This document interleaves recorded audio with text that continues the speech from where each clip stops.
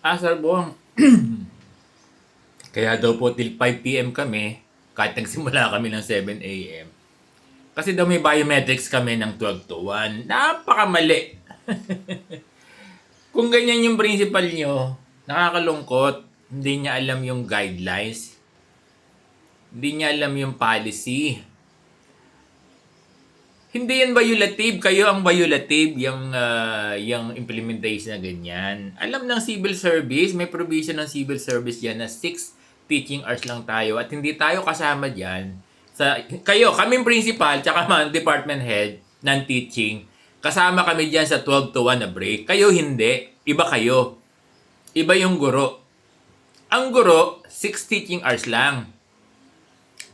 Yung mga regular employee ng gobyerno, 8 to 5 sila kaya meron silang break na 12 to 1. Hindi po pwedeng hindi po pwedeng punan ng work yon. Break talaga yon. Standard yan. Hindi kasama ang guru diyan. Si Sir Bong kasama diyan sa 12 to 1. Yung mga non-teaching kasama diyan sa 12 to 1. Yung mga department head kasama diyan sa 12 to 1. Pero yung mga guro, hindi kayo kasama diyan. Lalo pat shifting tayo. Ibang schedule natin. De lalo na yung mga shifting, lalo tayo hindi kasama dyan. Diba? Iba yung guro kasi 6 teaching hours lang tayo. Yung mga empleyado ng guro, yung mga empleyado ng gobyerno, 8 hours sila, kaya meron silang biometrics na 12 o yung in-between. Ngayon, meron tayong break dyan eh. Tingnan nyo, meron tayong 30 minutes break dyan sa 7 to 2.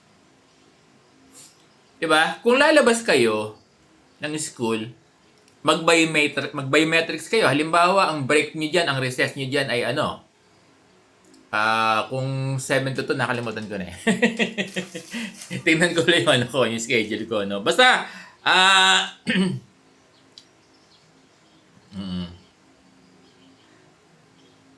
basta yung diyan, may break yan na 30 minutes to my understanding o 40 minutes. 30 minutes na, i-double check ko. Doon kayo pwedeng mag-biometrics na out kung lalabas kayo. Hindi ko lang alam kung 10 eh, no? Kung halimbawa 10, titingnan ko ulit Titingnan ko ulit. Meron ako yan. Meron ako ditong class program ng trimester. Tingnan ko na nga. Nainip ba kaya? Oo. Kung malayo Hindi, matatagalan eh, no? Oo, kung halimbawa doon sa 7 to 2, may break dyan na 10 to 10:30 halimbawa. Pero double check ko Doon sa 10, kung lalabas ka ng school, mag-out ka, magbabiometrics ka out. Kasi doon ka kakain sa labas eh. Kalaaling halimbawa, sesa. Pwede kang lumabas. Di ba? Or, tapos pagbalik mo, kasi 30 minutes break, mag-i-in ka uli ng kasi 9:30 to 10 o 9:30 to 10. Tama, o mag-in ka ng 10:01 o 10:02 AM. Yun ang biometrics natin. Kami hindi 12 to 1 ang namin biometrics. Out kami ng 12, in kami ng mga 12:55 yon. Ganun pala yun, no? Kayo din naman. So, nagkakaintindihan, dear teachers? Yung 9:30 to 10, dun kayo magbabiometrics kung out kayo. Pero, may naman naintindihan, kasi baka paghanapin nyo pa, i-google nyo na lang, na po pwede na hindi na kayo mag-biometrics. Kasi nag-stay naman kayo sa school kung doon kayo kakain. Oo, hindi nyo na need mag-biometrics. Alam yan. Ang gagamitin nyo na lang, yung isang, di ba yung natin, yung DTR, pwede naman dun eh. Tapat niya ba? 7, nag-in kayo ng 7. Di ba? Kasi 4 kasi yan, di ba? 4. Papaliwanag ko na lang, ipapakita ko na sa inyo.